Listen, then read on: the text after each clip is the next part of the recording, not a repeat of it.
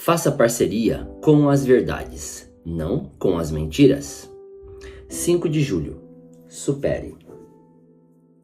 Eu te louvo, porque me fizeste de modo especial e admirável. Tuas obras são maravilhosas. Digo isso com convicção. Salmos 139, verso 14. Durante muitos anos da minha vida, vivi sem nenhum amigo.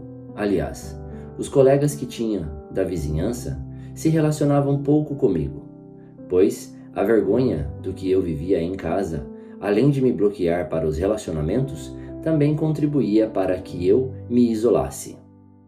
Um desses colegas da vizinhança, que inclusive descrevo em meu livro Encontrei um Pai, me fazia olhar para o relacionamento que ele tinha com o seu pai, como eu desejava ter a mesma experiência.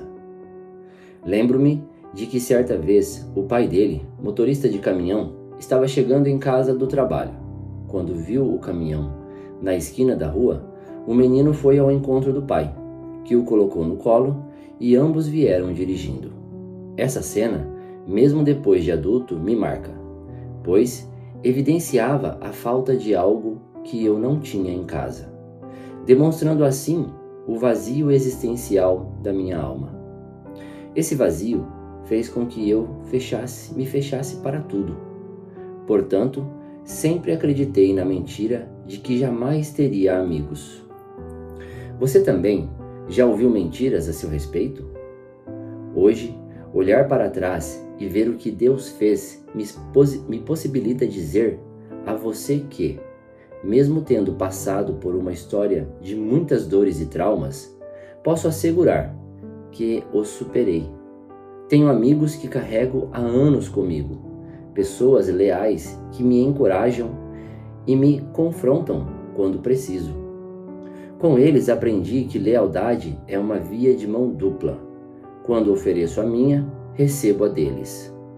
Saiba que é importante você superar as dores em Deus Pai, pois nele tudo é restaurado e restituído. Palavra-chave de hoje: lealdade. Leitura bíblica, Atos 17. Muito obrigado por assistir o vídeo até aqui. Eu gostaria de pedir um favor. Clique em curtir, clique em compartilhar, manda para os seus amigos, seus familiares e vamos espalhar a palavra de Deus. Vamos para a leitura bíblica. Atos 17. Paulo e Silas passaram pelas cidades de Anfípolis e Apolônia e chegaram a Tessalônica, onde havia uma sinagoga. Conforme o seu costume, Paulo foi lá e nos 3 sábados seguintes falou sobre as Escrituras Sagradas com as pessoas que estavam ali na sinagoga. Paulo lhes explicava e provava que o Messias precisava sofrer e que depois de morrer tinha de ressuscitar. Ele dizia: "Este Jesus que estou anunciando a vocês é o Messias." Paulo e Silas conseguiram convencer disso algumas daquelas pessoas, as quais se juntaram a eles. Um grande número de não-judeus convertidos ao judaísmo e muitas senhoras da alta sociedade também se juntaram ao grupo. Mas os judeus ficaram com inveja. Eles foram buscar alguns homens maus entre os malandros das ruas e formaram um grupo de desordeiros. Estes fizeram muita confusão na cidade e atacaram a casa de Jasão, procurando Paulo e Silas a fim de os levar para o meio do povo. Mas, como não os encontraram, levaram à força Jasão e alguns outros irmãos até a presença das autoridades da cidade, gritando: "Aqueles homens têm provocado desordens em todos os lugares. Agora chegaram até a nossa cidade, e Jasão os hospedou na casa dele. Eles estão desobedecendo às leis do imperador romano, dizendo que existe outro rei chamado Jesus." Tanto a multidão como as autoridades ficaram agitadas quando ouviram essas palavras. E as autoridades soltaram Jasão e os outros, depois que eles pagaram a quantia exigida para isso. Logo que anoiteceu, os irmãos enviaram Paulo e Silas para a cidade de Bereia. Quando chegaram lá, eles foram à sinagoga. As pessoas dali eram bem mais educadas do que as de Tessalônica e ouviam a mensagem com muito interesse. Todos os dias estudavam as Escrituras Sagradas para saber se o que Paulo dizia era mesmo verdade. Assim, muitos judeus naquela cidade creram, e também não-judeus, tanto mulheres da alta sociedade, como também muitos homens. Mas, quando os judeus de Tessalônica souberam que Paulo tinha anunciado a palavra de Deus também em Bereia, foram até lá e começaram a agitar e atiçar o povo contra eles. Então, os irmãos enviaram Paulo imediatamente para o litoral. Porém, Silas e Timóteo ficaram em Bereia.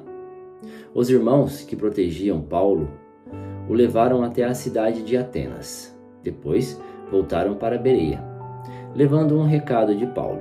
Ele pediu que Silas e Timóteo fossem encontrá-lo em Atenas o mais depressa possível. Enquanto estava esperando Silas e Timóteo em Atenas, Paulo ficou revoltado ao ver a cidade tão cheia de ídolos. Ele ia para a sinagoga e ali falava com os judeus e com os não-judeus convertidos ao judaísmo. E todos os dias, na praça pública, ele falava com as pessoas que se encontravam ali. Alguns professores epicureus e alguns estoicos discutiam com ele e perguntavam: "O que é que esse ignorante está querendo dizer?" Outros comentavam: "Parece que ele está falando de deuses estrangeiros." Diziam isso porque Paulo estava anunciando Jesus e a ressurreição. Então, eles o levaram a uma reunião na Câmara Municipal e disseram: "Gostaríamos de saber que novo ensinamento é esse que você está trazendo para nós, pois você diz algumas coisas que nos parecem esquisitas, e nós gostaríamos de saber o que elas querem dizer." É que todos os moradores de Atenas e os estrangeiros que viviam ali gostavam de passar o tempo contando e ouvindo as últimas novidades.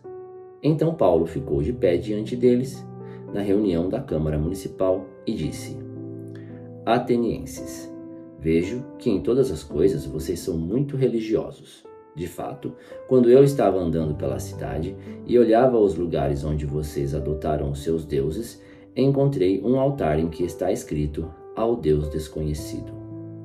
Pois esse Deus que vocês adoram sem conhecer é justamente aquele que eu estou anunciando a vocês. Deus que fez o mundo e tudo que nele existe é o Senhor do céu e da terra e não mora em templos feitos por seres humanos.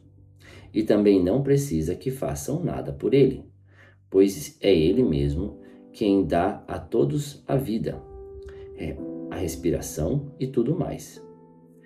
De um só homem, ele criou todas as raças humanas para viverem na terra.